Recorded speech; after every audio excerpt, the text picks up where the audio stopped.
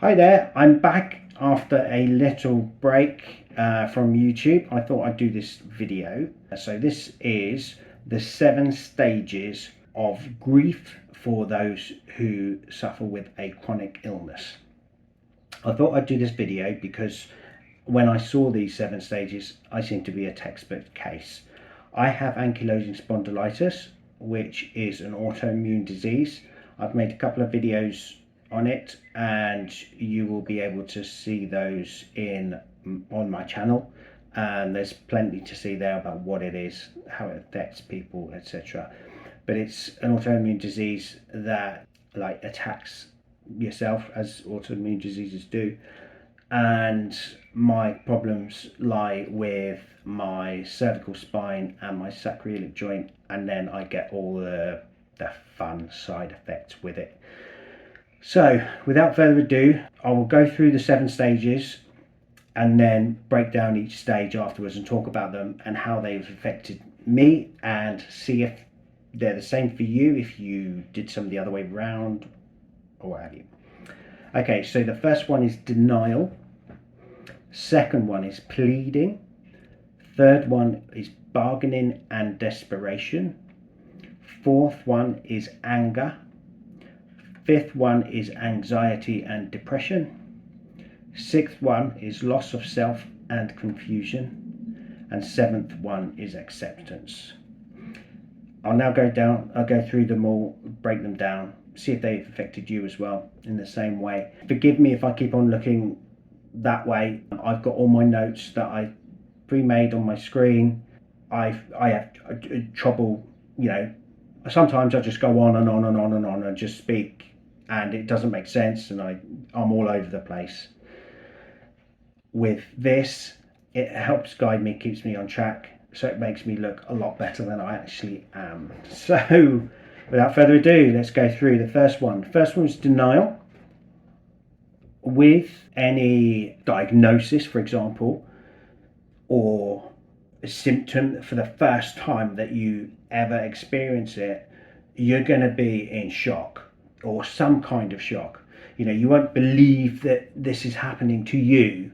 I certainly couldn't. I was just like, what?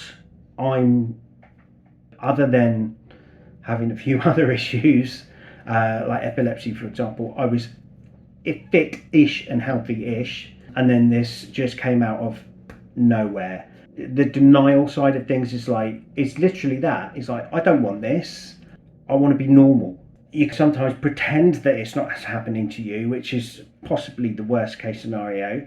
I never pretended it didn't happen to me, but I certainly did think, what the hell? Why has it chosen me? What have I done to deserve this? I didn't want it to happen to me. I was in denial.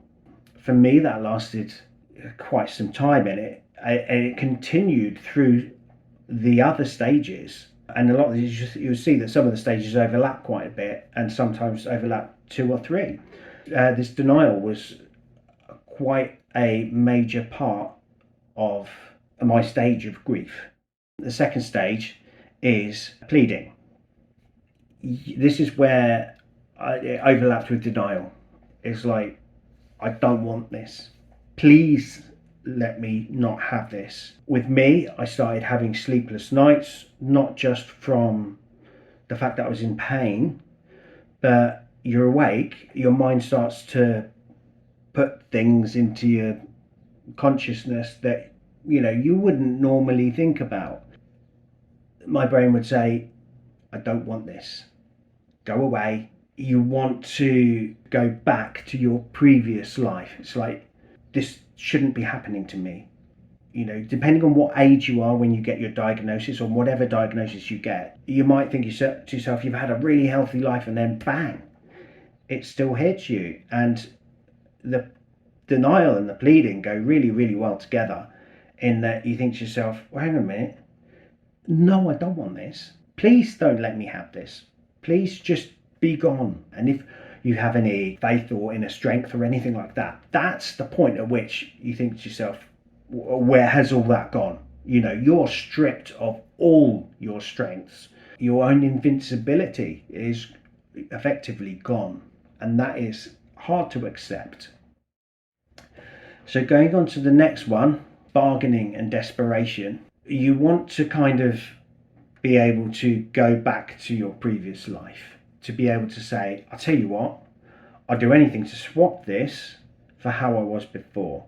My life was better before. How am I supposed to cope with this? A feeling of guilt might come over you, and you think to yourself, well, why did I become sick? Is it my fault? Could I have done anything? Should I have done this if I'd done that? Would it have been different if I'd have taken this path? Would it have not got me if only I'd not gone to that specific place that specific day?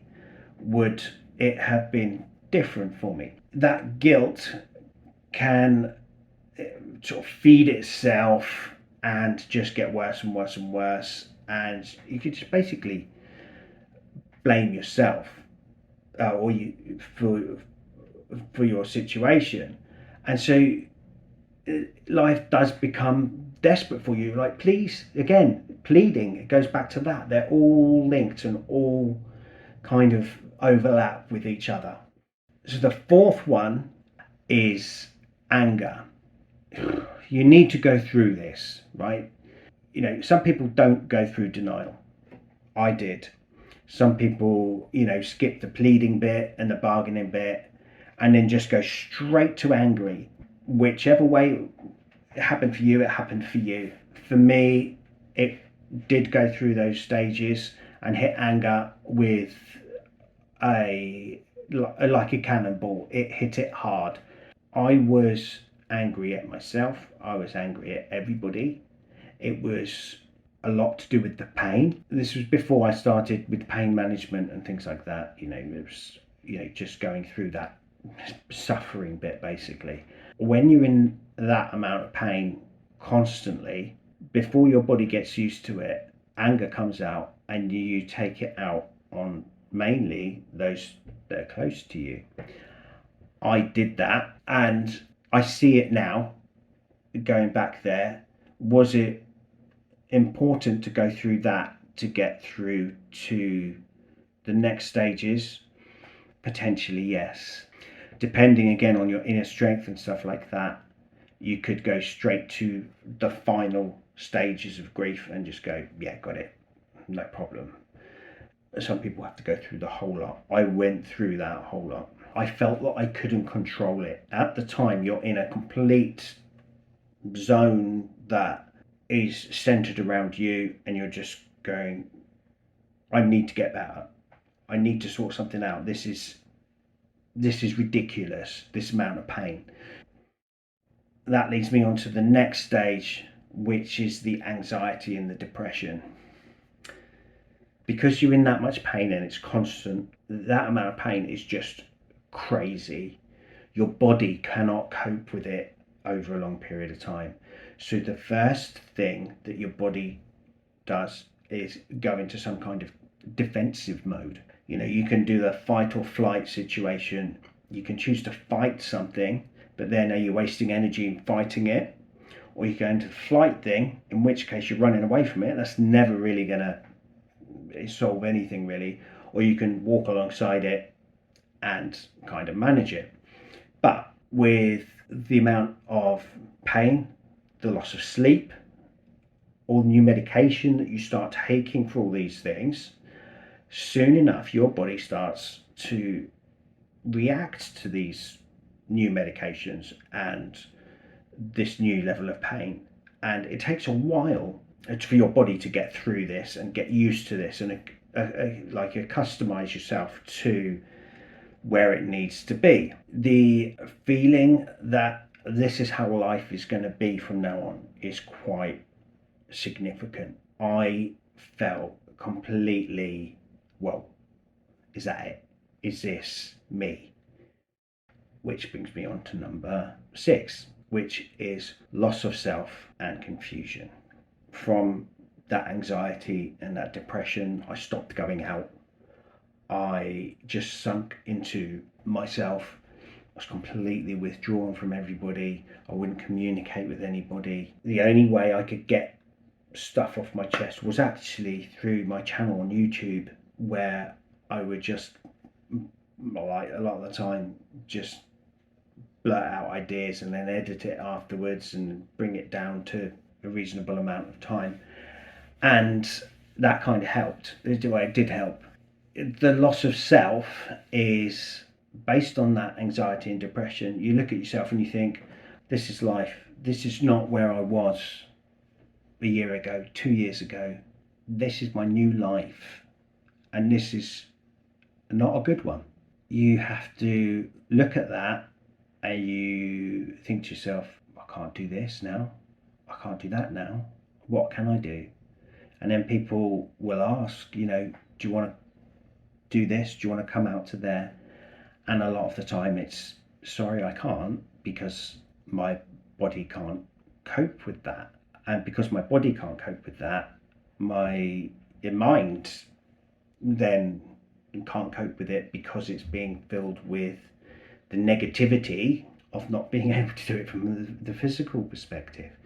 So you have to kind of work to see which path you're going to take. So you kind of, like, at that point, kind of look at yourself and go, right, okay, I'm going to look at things and see how I'm going to get out of this. And that brings us to number 7, the last one, acceptance. So you reevaluate at that point, where it kind of rolls into acceptance. You kind of look at yourself and you think to yourself, now hang on a minute, I'm a dad, I'm a husband, I need to look out for these kids, I need to help my wife, I need to be a husband to my wife, I need to be a dad to my kids. But you kind of look at yourself and you think to yourself, okay, I need to reevaluate where I stand and what I can do to move forward within the constraints of a chronic illness. So for me, there was a few moments, and then it was one day I was just like, hang on a minute, almost eureka. I'm not going to fight it anymore, because if you fight it, like I said, you just waste your energy. I'm not going to run away from it, because if you run away from it, it's not going to go away. So you run alongside it and manage it. You walk along like that. Here's your chronic illness and here's you. It's part of you. So you know it's not going to go away. You know you have to deal with it. You finally get into that acceptance role about how you would specifically work with your chronic illness. So for me, there were certain things, like when I went onto biologic medication, that really helped. I do not underestimate the power of biologics. They are incredible. I'm not going to say they got better, because they certainly didn't. Life will still be the same. I'm still in the same amount of pain. It's still there. But with pain management, with medication, with biologics, with psychology help, which is another video that I'm hoping to do in the upcoming months, I learned to manage my pain. So, is it still there? Yes. How do I get around it? I don't. I just cope with it in a better way. Are there breathing exercises? Absolutely. Are there stretches every morning? Absolutely. Are there stretches every afternoon? Absolutely. Do I do different kind of exercises that I would never do before? Absolutely. YouTube videos, what I did, and it really helped. It helped me get my sort of negativity out. It also helped other people. People contact me on there and say, how did you do this? What did you do with that? Or there's loads of people that are in the same boat, exactly the same boat, but with maybe a different chronic illness.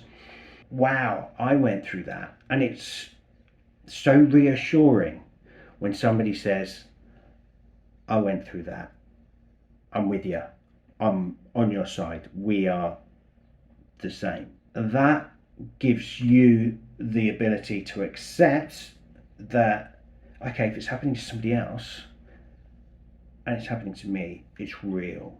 It's not just in my mind anymore. It's out there, and it's like a problem halved is a problem shared. It's kind of like that.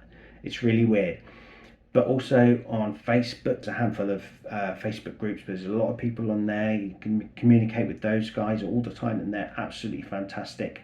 So the walking alongside it is how I kind of learned to accept it, and that acceptance now, if you've seen some of my older videos and you see me now, you will probably sense a totally different tone of voice.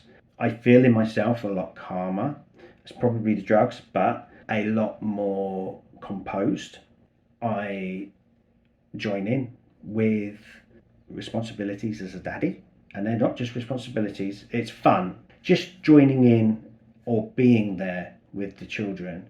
So, in our situation, I was in such a bad place at points that my wife would go on holiday with the kids, so that I didn't want to be there.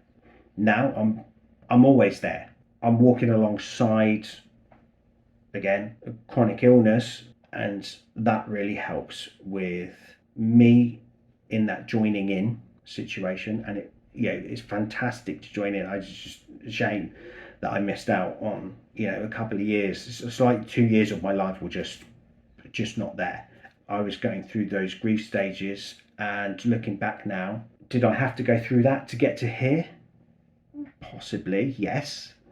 Could I have gone straight to here? I don't know if I had that inner strength and resilience to be able to go boom straight into acceptance. I don't think I had that. Not everybody has that. Hats off to people that do. If you guys do, then great, let me know in the comments below. I got to acceptance. I got to learn to live with it rather than live against it. So I'm not a chronic illness sufferer. I don't see myself as suffering with it. I'm living with a chronic illness. Life is better in this way.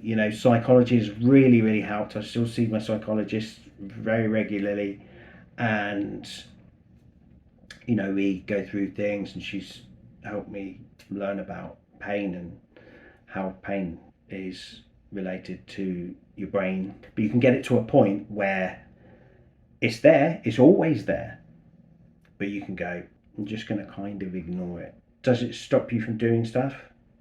Yes. But at this stage now, I don't want it to stop me from doing stuff. I want to do stuff within the restrictions of my chronic illness.